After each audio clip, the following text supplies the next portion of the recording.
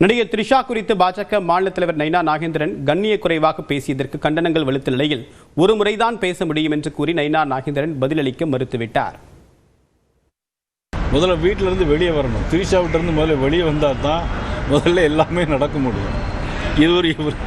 அதாவது குடும்பத்தோடு நல்ல உறவு வைக்கணும், நல்ல தலைவர்கள் வழி நடத்தின இயக்கத்தை நல்ல முறையில் சொல்லணும்.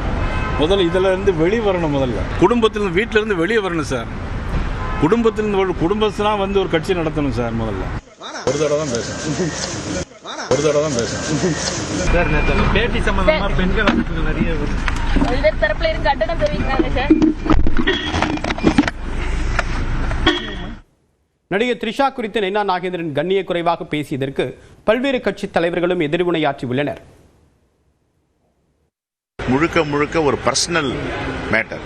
இந்த பர்சனல் மேட்டரில் போயிட்டு நாம் ஒரு நடிகையை தொடர்பு கொண்டு பேசுவது தவிர்க்க வேண்டும். அவருடைய மகளாக நினைத்து பேசினாரா, தம்பியாக நினைத்து அவரை பேசினாரா என்று எனக்கு தெரியவில்லை. நான் அதை பார்க்கவும் இல்லை. இதுமாரி பொது வெளியில் பேசுவதை தவிர்ப்பது நல்லது என்று தான் நான் கருதுகிறேன். வேற யாராவது பேசியிருந்தால் அதில் உள்நோக்கம் இருக்குன்னு சொல்லலாம். இவர் எப்பவுமே யாரை பற்றி தனிப்பட்ட முறையில் இது வரைக்கும் கூட அரசியல் அட்டாக் பண்றது இல்ல. நான் சொல்றது கேளுங்க. ஒரு கட்சியா அவங்கள ஒரு ஆளா நீங்க விடுங்க.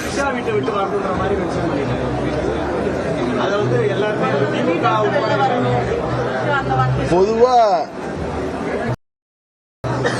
தனிப்பட்ட விமர்சனங்களை யாருமே தவிர்க்கணும். நண்பர் நைனா நாகேந்திரன் பொதுவாக அது மாதிரி பேசக்கூடியவர் இல்லை. உண்மையாக நான் பார்க்கல. நான் நைட் ரொம்ப லேட்டாக வந்து சேர்ந்தேன். எழுந்த உடனே இங்கே கிளம்பி வந்துட்டேன். நான் 3 மணிக்கு தான் வந்து சேர்ந்தேன். பொதுவாக அது மாதிரி பேசக்கூடியவரெல்லாம் என்னன்னு தெரியல. அது மாதிரி யாருமே இது போன்ற தனிப்பட்ட விமர்சனங்களை தவிர்ப்பது தான் ஆரோக்கியமான அரசியலாக இருக்க முடியும். அவர்களுக்கு என்று பத்திரிகை நம்மளோட பேசும்போது ஒரு கருத்து இருக்கிறது, ஒரு பாணி இருக்கிறது. தனிப்பட்ட முறையிலே யாரையும் பற்றி நான் தனிப்பட்டவர்கள் சொன்னதை பற்றி சொல்லக்கூடாது, குற்றம் சொல்லக்கூடாது. அது அவர்களிடம்தான் நேரடியாக விளக்கம் கேட்க வேண்டும். அதனால யார் தங்களுடைய நிலையை வெளிப்படுத்தியிருந்தாலும் சரி, அவர்கள் அதை முறையாக சரிப்படுத்துவார்கள். அதில் மாற்றுக்கிறது முடியாது. நான் போய் ஆஜராக கூடாது. நான் சொன்னதுக்கு தான் நான் பதில் சொல்லணும். அவர்கள் சொன்னது தப்புன்னு சொல்ல மாட்டேன். அவர்கள் அதை சரிப்படுத்தலாம், அதில் ஒன்றும் தப்பு கிடையாது. அவருடைய எண்ணமாக இருக்கலாம், பாணியாக இருக்கலாம். அதில் நான் சொல்வது, கருத்து கூறுவது தவறாக இருக்கும். இந்நிலையில் ஒரு தேசிய கட்சியின் மாநில தலைவராக இருப்பவர் எத்தகைய அரசியல் கண்ணியத்தை கடைபிடிக்க வேண்டும் என்ற அடிப்படையை நைனா நாகேந்திரன் இழந்துவிட்டதாக தாவேகா பரப்புரை செயலாளர் நாஞ்சில் சம்பத் தெரிவித்திருக்கிறார். விஜய் மீது விழக்கூடிய அங்கீகார வெளிச்சம் நைனா நாகேந்திரனின் கண்களை கூசச் செய்வதால் வரம்பை மீறி அவர் விமர்சனம் செய்ததாக நாஞ்சில் சம்பத் தன்னுடைய எக்ஸ் பக்கத்தில் பதிவிட்டிருக்கிறார். தமிழக பெண்களின் எதிர்வினைகளுக்கு நைனா நாகேந்திரனால் பதில் சொல்ல முடியாது என்றும் நாஞ்சில் சம்பத் குறிப்பிட்டுள்ளார். நடிகர் த்ரிஷா குறித்து நைனா நாகேந்திரனின் கருத்து ஏற்புடையது அல்ல என்று விடுதலை சிறுத்தைகள் கட்சியின் தலைவர் திருமாவளவன் தெரிவித்திருக்கிறார். சென்னையில் செய்தியாளர்களிடம் பேசியவர் இவ்வாறு கூறியுள்ளார். ஒரு தேசிய கட்சியினுடைய தலைவர் அவர் இந்த மாதிரியான ஒரு கருத்தை சொல்லியிருப்பது ஏன் என்று விளங்கவில்லை. அது ஏற்புடைய கருத்தாக நான் கருதவில்லை. இந்நிலையில் நடிகர் த்ரிஷா குறித்து பாஜக மாநில தலைவர் நைனா நாகேந்திரன் பேசியதற்கு திமுக எம்பி தமிழச்சி தங்கபாண்டியன் கண்டனம் தெரிவித்துள்ளார். இது குறித்து தன்னுடைய எக்ஸ் பக்கத்தில் பதிவேற்றக்கூடியவர், நாட்டை ஆளும் கட்சியின் மாநில தலைவர் பொதுவெளியில் பயணிக்கும் பெண்ணை பற்றி அவதூறாக பேசுவது அழகல்ல என்று விமர்சித்துள்ளார். பெண்களை கண்ணியத்துடன் பேசுவதும் நடத்துவதுமே நாகரிக அரசியல் என்றும் தமிழச்சி தங்கபாண்டியன் தெரிவித்துள்ளார்.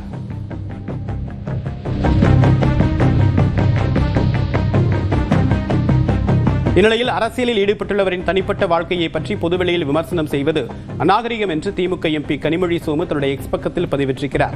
மேலும் அரசியலுக்கு சம்பந்தமில்லாத ஒரு பெண்ணின் மாண்பையும் கண்ணியத்தையும் இழித்து பேசிய நைனா நாகேந்திரனை பாஜகவில் உள்ள பெண் தலைவர்களே கண்டிக்காமல் மௌனம் காப்பது அநீதி என்றும் கனிமொழி சோமு குறிப்பிட்டுள்ளார்.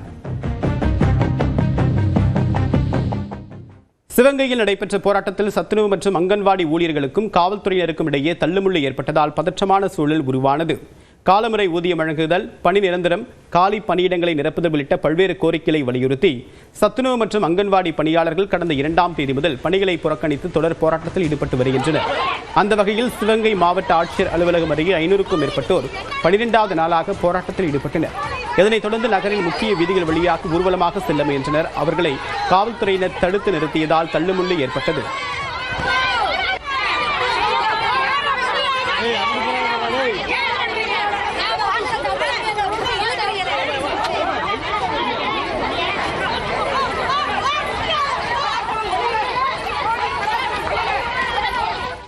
அப்போது அங்கன்வாடி பணியாளர் சங்க மாநில செயலாளர் வாசுகி உட்பட 2 மயக்கமடைந்தனர். சக பணியாளர்கள் அவர்களை மீட்டு மருத்துவமனையில் அனுமதித்தனர்.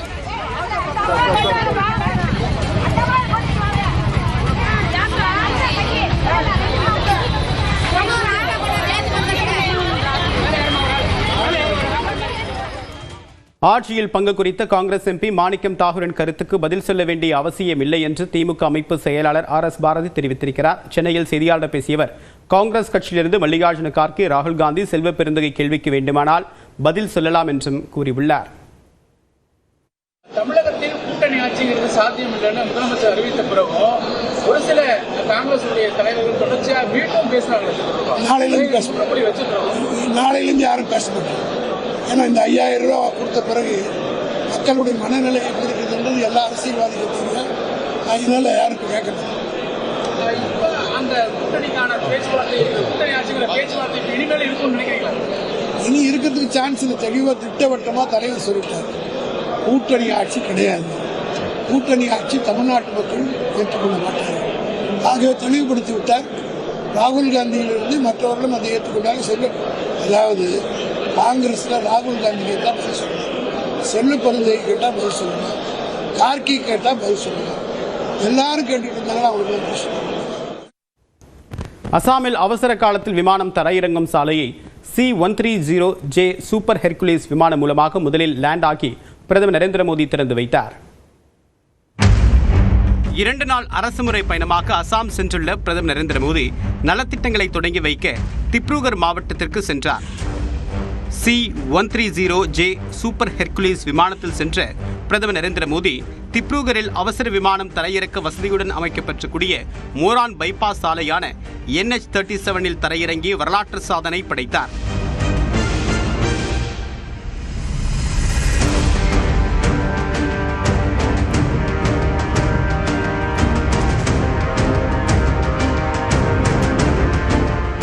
இந்த ஓடுதளம் சீன எல்லைக்கு மிக அருகில், அதாவது சுமார் 300 கிலோமீட்டர் தொலைவில் அமைந்துள்ளது.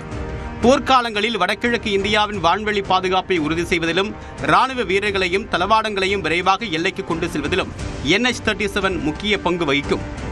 NH-37 சுமார் 4.2 கிலோமீட்டர் நீளம் மற்றும் 33 மீட்டர் அகலம் கொண்டது. சாதாரண நெடுஞ்சாலைகளை விட இது மிகவும் வலிமையானது. C-130J போன்ற 74 டன் எடையுள்ள ராட்சத சரக்கு விமானங்களையும் ரஃபேல், சுகோய் 30, MKI போன்ற 40 டன் எடையுள்ள அதிவேக போர் விமானங்களையும் தாங்கக்கூடிய திறன் கொண்டது. இந்த சாலை சுமார் 100 கோடி ரூபாய் மதிப்பீட்டில் இந்திய தேசிய நெடுஞ்சாலை ஆணையத்தால் அமைக்கப்பட்டுள்ளது. வெறும் சாலையாக மட்டுமில்லாமல் தற்காலிக விமான நிலையமாக செயல்பட தேவையான அனைத்து வசதிகளையும் கொண்டுள்ளது.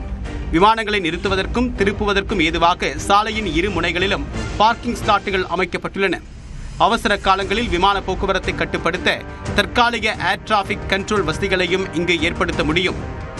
யுத்த காலங்கள் மட்டுமின்றி அசாம் போன்ற மாநிலங்களில் அடிக்கடி ஏற்படக்கூடிய வெள்ளப்பெருக்கு போன்ற இயற்கை பேரிடர்களின் போது வழக்கமான விமான நிலையங்கள் பாதிக்கப்பட்டால் இந்த அவசர தரையிறக்க வசதி மூலமாக நிவாரணப் பொருட்களையும் மீட்புக் குழுவையும் விரைவாக கொண்டு வர முடியும்.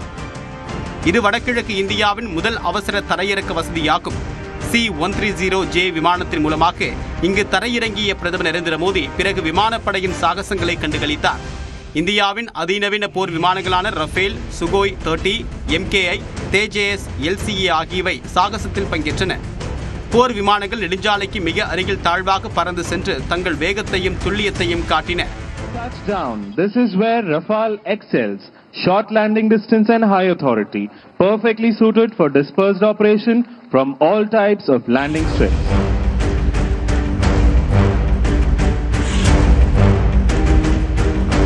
இந்திய விமானப்படையின் புகழ்பெற்ற சாரங் ஹெலிகாப்டர் குழுவினர் வானில் பல்வேறு வடிவங்களை உருவாக்கி சாகசம் செய்தனர். Gaze towards the far right. Coming in line astern formation are Nakul 1, flown by Wing Commander Amber and Flight Lieutenant Mayuk. பிரதமர் வந்திறங்கிய C-130J சூப்பர் ஹெர்குலிஸ் மற்றும் C-17 குளோபாஸ்டர் ஆகிய ராட்சத விமானங்கள் மிக குறுகிய தூரத்தில் தரையிறங்கி மீண்டும் ஏறக்கூடிய திறனை வெளிப்படுத்தின.